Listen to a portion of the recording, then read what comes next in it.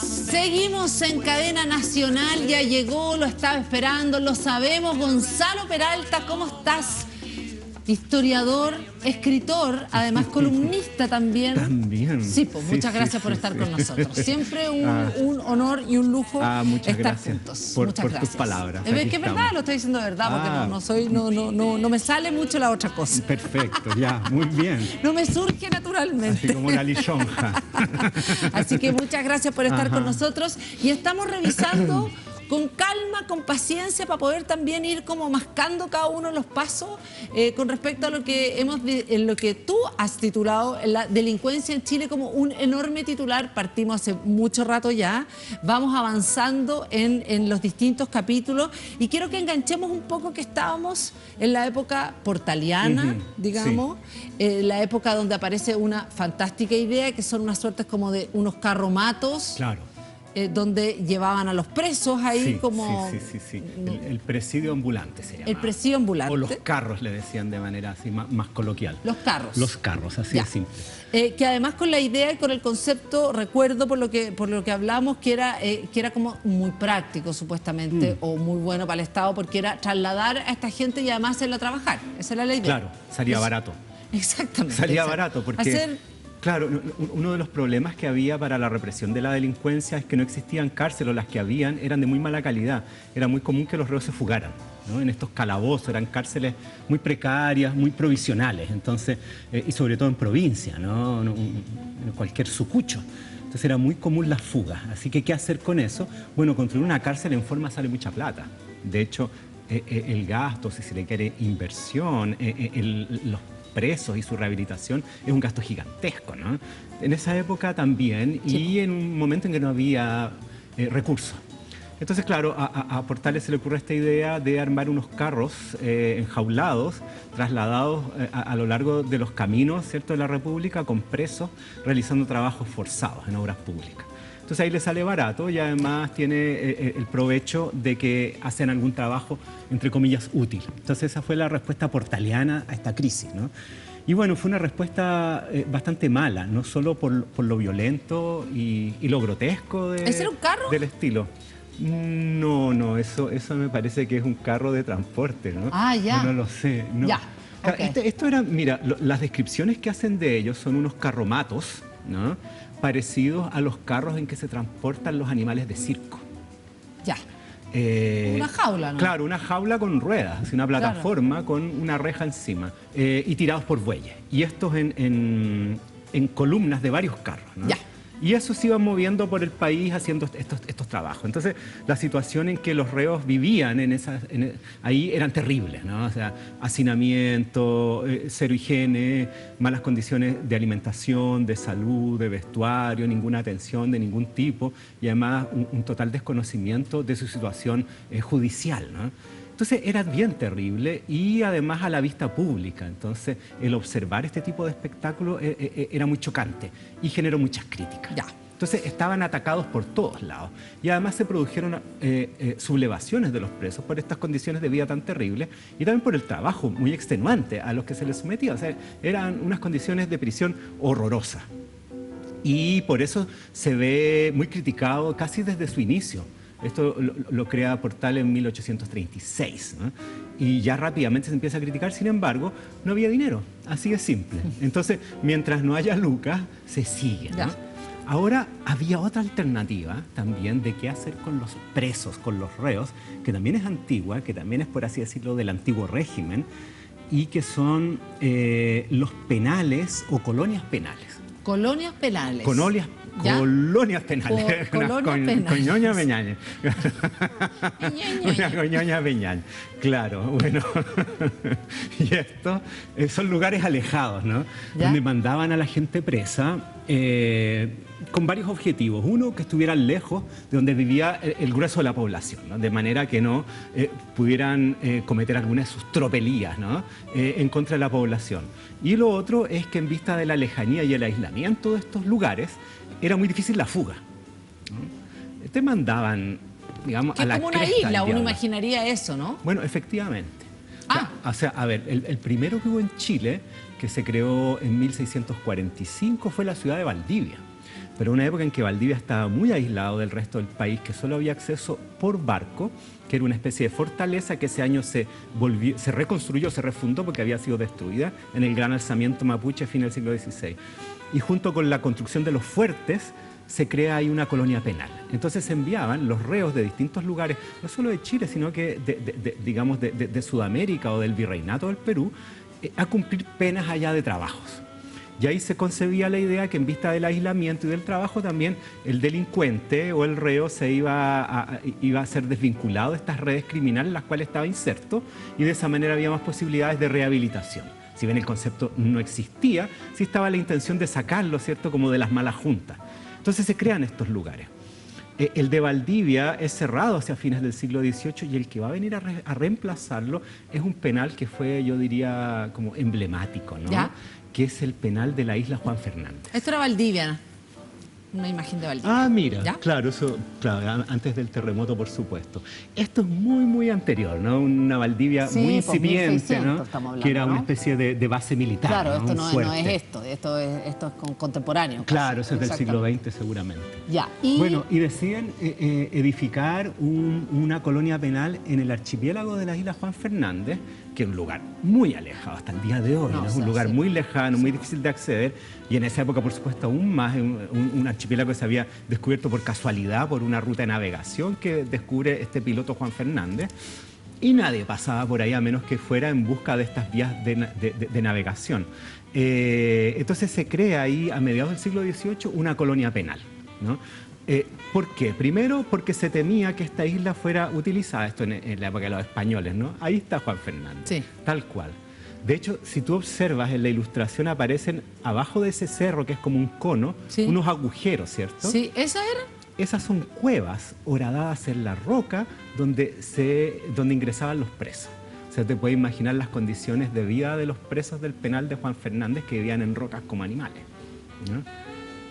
Ahí aparecen, justamente. ¿Y esa colonia penal, quién la resguardaba o los tiraban ahí y se iban? Primero se instaló también una guarnición militar porque se temía que recalaran enemigos de España, ¿no? Buques enemigos, sobre todo los ingleses, ¿no? Los piratas ingleses que recalaban ahí, se abastecían, lo usaban de guarida. Entonces se manda una guarnición militar y se mandan colonos también para colonizar el lugar, familias, animales, en fin, y también presos. Y así se inaugura la isla Juan Fernández como un lugar de habitación, excepto estas visitas ocasionales o la historia de Robinson Crusoe, ¿cierto? Hacia mediados del siglo XVIII, 1745. O sea, en 1745 se manda todo como un combo, como colono, una milicia y además los presos. Ya los presos. ¿Ya? Y estos presos venían no solo de Chile, sino que de toda Sudamérica. Y ¿Pero estábamos ofreciendo un servicio? Estábamos ofreciendo un servicio porque esto lo controlaba el Virreinato del Perú. Entonces quedaba fuera de la jurisdicción chilena, ¿no? Y por eso llegaban presos de todos lados. Y al poco tiempo se empieza a convertir en la principal colonia penal del continente sudamericano, donde se envían a presos peligrosos de todo el continente, ¿no? ¿Esto era en paralelo a lo de Portales? Esto es anterior. Previo a lo de Portales. Esto es previo. O sea, esto ya existía. Ya existía. Perfecto. ¿Y todos esos presos durante la era portaliana también eran enviados ahí? Sí, lo que pasa es que la isla tiene como algunos vaivenes. Ya, okay. La isla como penal se hace muy famosa durante la independencia, 1810, 1814. Primero 1810 porque el entonces gobernador de Chile pretende enviar algunos connotados patriotas a la isla Juan Fernández preso. Ya.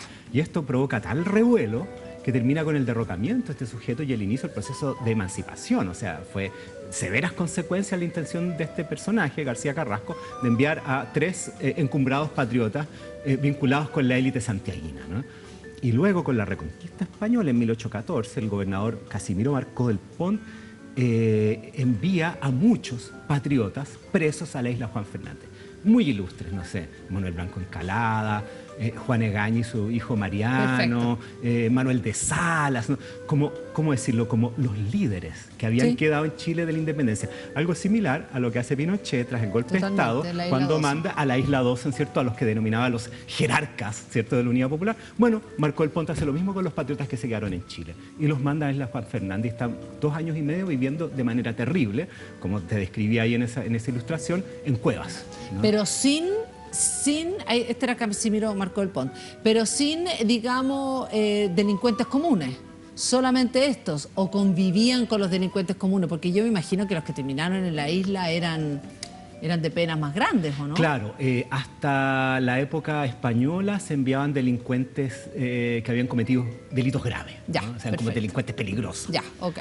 Ahora, en este periodo de la Reconquista Española son solo presos políticos. Perfecto, ya. Es una cárcel política. Entonces ese ya estaba ahí instalado y los presos estaban en las cuevas. En las cuevas, las viviendo de una manera horrible. Eran solamente para las milicias. Exacto, para el jefe o gobernador que se llamaba de la isla, diría muy pomposo, porque era una guarnición muy chica, un lugar muy aislado, donde ni siquiera había mucha alimentación porque no producían mucho, entonces tenía que llegar barcos con vituallas y si se atrasaba empezaban a pasar hambruna.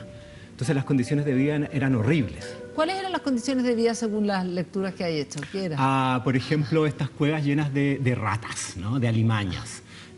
Una alimentación muy mala y muy escasa porque tenía que llegar con estos envíos de los barcos que a veces se atrasaban por el motivo que fuera. Entonces la alimentación también era de muy mala calidad y en muchas ocasiones, según quien estuviera a cargo de ahí, la autoridad a cargo, mucho maltrato, ¿no? Ya. Enfermedades, ¿no? Juan Egaña casi se muere ahí, ¿no? Se salvó, yo diría, como de refilón. Él, de hecho, escribe un libro sobre su periodo como preso político en Juan Fernández. 2 años. 2 años y medio. Ya. De hecho, cuando pasa el Ejército Libertador los Andes y triunfa en Chacabuco, una de las primeras cosas que hacen al llegar a Santiago, Higgins San Martín, es enviar un barco a buscar a estos personajes, ¿no? Ya. Así que ese eran estos lugares. Y bueno, se empieza... ¿Qué hace la República con esto, ¿no? Cuando se acaba el dominio español? El penal de Valdivia ya no existía. Enviar a Juan Fernández era muy violento porque era como si, no sé, después de la victoria de Pinochet se volviera a inaugurar la isla Dawson o Pisagua, ¿no? Ese es el carácter que tenía. De hecho, a la isla Juan Fernández se le llamó la Bastilla del Pacífico, ¿no? Por la cantidad de presos que tenían, por el carácter de preso político y por la dureza y el aislamiento. Entonces era un lugar infamado. Entonces los patriotas dicen, bueno, ¿cómo vamos a reabrir esta cuestión? Sin embargo, la reabren. Y la reabren en 2 ocasiones. Bernardo Higgins durante su gobierno para enviar allá a enemigos políticos partidarios de José Miguel Carrera. Ya. Y eso dura poco tiempo, unos meses, hasta la caída de O'Higgins. Son rescatados. Pero luego, con la llegada de Portales al poder, se reabre nuevamente con todo, bajo el gobierno de José Joaquín Prieto. Y lo que se empieza a hacer ahí es enviar justamente presos políticos, ¿no? Tras el triunfo de la Guerra Civil de 1830, se reinaugura, ¿no? Y uno de los primeros presos importantes que llegó a Juan Fernández, uno de los más ilustres, por ejemplo, Ramón Freire, ¿no? Que se va preso a Juan Fernández junto con otros más. Entonces sigue teniendo este carácter, ¿no? Pero ¿qué pasa con estas colonias penales y dónde se ve su fracaso? En 1831, recién llegado al poder Portales y Prieto, ¿no? La dupla ahí, ocurre una sublevación de los presos de la isla Juan Fernández justo a finales del año 1830, y recién llegados al poder, por estas condiciones tan terribles en que estaban, y muchos de ellos presos políticos, en consecuencia sujetos que tenían más herramientas. Obvio, ¿no? Más educación, más cultura, más capacidad de, digamos, levantar de organizarse, a los otros, y bueno, se sublevan, se hacen del lugar, derrotan, digamos, a la guarnición militar y luego logran convencer a un barco que llega al lugar de que los saque de ahí. Y bueno, finalmente terminan tomándose el barco y para el año nuevo de 1831 desembarcan en la zona de Caldera, que es la que equivale en latitud a Juan Fernández, ¿no? Si bien depende de Valparaíso administrativamente, está como a esa altura. Y bueno, y desembarcan cerca de Copiapó, para ubicarse. Eso, la costa de la región de Atacama. Y bueno, y los copiapinos saben que ha desembarcado un grupo como de 100 presos fugados de Juan Fernández y claro, entran en pánico. ¿Y qué pasa con estos presos? Llegan a las puertas. Es como una horda. Es una horda, es una verdadera horda. y llegan a las afueras de Copiapó y se entrevistan por las autoridades que hay ahí, donde no había un ejército regular ni mucho menos que pudiera defenderse de esto, y intentan convencer a los copiapinos de que su sublevación es meramente política y que van solo de pasada, ¿no? Y claro, y los copiapinos la verdad que no les creen mucho, ocurre un enfrentamiento armado, estos sujetos derrotan a los habitantes de la ciudad por su, digamos, conocimientos armados, también muchos de ellos han participado en revoluciones y guerras civiles, y se toman la ciudad de Copiapó. Pero y se la toman durante 2 días y no, literalmente se la toman porque la saquean, la roban y se hacen una gran fiesta que dura 2 días. Y luego de eso cruzan a la Argentina. No. Entonces las condiciones de estos penales y la utilidad de ellos empieza a ser seriamente cuestionada, ¿no? Porque ni siquiera eran tan seguros a pesar de su aislamiento, de las guarniciones. Ahora, que lo increíble que tiene esta historia, digamos, es que al llegar a Copiapó, al llegar a tierra firme, no se fugan, siguen, no me imagino que no todos, pero siguen funcionando como una suerte como de grupo... Sí. Sí, organizado. Qué cosa más rara, sí, ¿o no? Sí, sí. Como sí.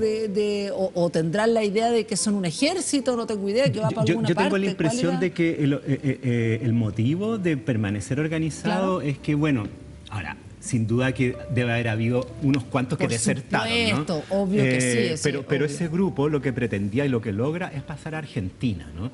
Y al parecer ellos llegan a la conclusión de que la manera de lograr eso de mejor forma es mantenerse unidos, ¿no? Y eso es lo que les permite tomarse Copiapó, o sea, se toman una ciudad. Ahora, la idea era pasar a Argentina para quedar libres. Sí. Ya, sí. salir de las garras, digamos, de la justicia chilena. Sí. Que debe haber estado en otro lío, además, más o menos similar al nuestro, otro desorden. Al otro lado, ¿no? ¿En Argentina? Sí. Ah, peor todavía. Claro, me imagino, casi siempre. Mucho peor. O sea, me imagino. No, digamos. Las guerras civiles argentinas te las encargo, claro. así, eternas, ¿no? Y el dictador Rosas, ¿no? Claro, entonces... Rosas era paralelo a Portales, ¿no? Pero bastante más duro que Portales, ¿no? Y en medio de guerra civil entre Buenos Aires y las provincias, que es el eterno conflicto argentino de esa época, ¿no? Entonces, claro, ellos pasan a Argentina y en Chile, bueno, se sabe en Santiago toda esta situación, mandan militares a Copiapó y también mandan informaciones al gobierno argentino de que pasaron estos tipos, ¿no? Y claro, esto es la zona de La Rioja, ¿no? Empiezan a llegar, dice, sujetos. La tierra de Menem, claro, ¿no? Eso, sí. La tierra del locro. El locro falso. Claro. No te olvides nunca, el locro falso, ¿ah? Sí, pero preferiría no conocer ni el verdadero ni el falso. Yo creo que no hay verdadero. No, todo falso. No, pero el locro, tienes razón. Claro, esa zona. Y bueno, y ahí ese es Juan Manuel de Rosas. Sí, ¿no? Martínez de Rosas. El equivalente a Portales. El equivalente a Portales. En Argentina. Militar. Sí, peor. Militar. Él era militar, Portales era civil, ¿cierto? Había diferencias, pero es contemporáneo, ¿no? Ya. Bueno, y la cosa es que, claro, las autoridades argentinas empiezan a llamar mucho la atención de que llegan sujetos de aspecto de pronto, no sé, o modales no muy elegantes, pero vestidos muy a la moda y con joyas y con dinero, ¿no? Y claro, venían del saqueo de Copiapó. Y muchos de ellos son detenidos y enviados de vuelta a Chile. ¿Ya? Unos cuantos fusilados y otros enviados nuevamente a Juan Fernández. Fusilados, unos cuantos fusilados. Unos cuantos fusilados, Ya. Los jefes, digamos, de esta sublevación, y otros los envían de nuevo al penal. ¿Por qué lo envían de nuevo al penal? Porque no hay dónde tenerlo. Entonces, tú ves que la situación de las cárceles o de la reclusión en Chile son un caos, ¿no? Las colonias penales no funcionan, los presidios ambulantes tampoco, el castigo ya tampoco sirve. Entonces hay que ponerse modernos, ¿no? Y hay que dar una respuesta que dé cuenta de nuestro estado de civilización, que era algo muy importante para el proyecto político de la época, y que también sea eficiente, ¿no? Que logre controlar a estos sujetos, que no se arranquen, ¿no? Y que eventualmente, ojalá, también los saque del crimen. Entonces la respuesta ante eso es la creación de una penitenciaria. Ya. Ahora, igual hay otro, pero no lo vamos a alcanzar a ver ahora. Igual hay otro de estos, digamos, sucesos que se llama el motín de Cambiaso. Ah, sí. ¿Sí? Sí. Ese también es en estos años similares. Sí. Eso es muy poquito después y tiene que ver con la ocupación de un nuevo territorio de frontera que va a ser perfecto para instalar una colonia penal, ¿no? Que es la colonia de Magallanes. En la década de 1840 se ocupa, ¿no? La zona de Magallanes, se funda el famoso Fuerte Bulnes y luego la ciudad de Punta Arenas, ¿no? Y es, por supuesto, un lugar de ocupación militar, ¿no? Estratégico, geopolítico. Y para que esa ocupación sea más sólida, se envía una colonia de habitantes, ¿no? Cuando ya se funda la ciudad y no solo el fuerte. Hombres, mujeres, niños, animales, un poco lo mismo que habían hecho en Juan Fernández. Se funda la ciudad de Punta Arenas y se empiezan a enviar también presos políticos y delincuentes peligrosos. Delincuentes peligrosos. Vamos a seguir conversando entonces la otra semana con respecto a qué es lo que es y qué es lo que fue que ya empiezas a describir el motín de Cambiaso, y vamos ya a analizar lo que tiene que ver con la inversión, no sé cómo se habrá dicho en la época, inversión de la penitenciaria. Sí, de hecho esa era la idea, ¿no? De que no fuera un gasto, sino que podría ser una inversión. Una inversión. Sí. Hay lo otro, solo un detalle, que hoy día estamos a 23, creo, ¿no? 22, 23 por ahí. 23. Bueno, el motín de Cambiaso, que es lo que vamos a hablar, ocurrió entre el 24 y el 25 de noviembre, así que estarían cumpliéndose 180 años justo este fin de semana de aquello que vamos a conversar en la próxima edición. Gonzalo Peralta, historiador, muchas gracias. Seguimos avanzando en la historia de la delincuencia en nuestro país de manera mucho más profunda y es interesante también que cuando hablamos de delincuencia vamos conociendo también el sistema carcelario, porque es parte de, ¿no? El sistema penal, el sistema de policía que va a ir apareciendo también en esta época con mayor robustez, ¿no? Una serie de cuestiones. ¿Existe en esta época, en la época que acabamos de describir, el Código Penal? ¿No todavía? No, todavía. No, ni siquiera el Código Civil todavía. Ya, y esto las penas eran las que decía ¿quién? Eran leyes españolas que eran muy confusas porque los distintos códigos o legislaciones se confundían, ¿no? Ya, entonces por ahora ellos caían en las garras de milicias, no existían policías, digamos. Había unas policías incipientes en las principales ciudades. Pero la ley que los regulaba seguía siendo una ley española. Sí, de hecho, cuando veamos el caso de Cambiaso, vamos a ver que le aplican la ley española y sus resultados son bien grotescos. Gonzalo Peralta, muchas gracias por estar con nosotros. No, gracias y a ti. Nosotros seguimos en Cadena Nacional. Viene La Mesa Sin Respeto, no se vayas, estás en Vía X, ya lo sabes.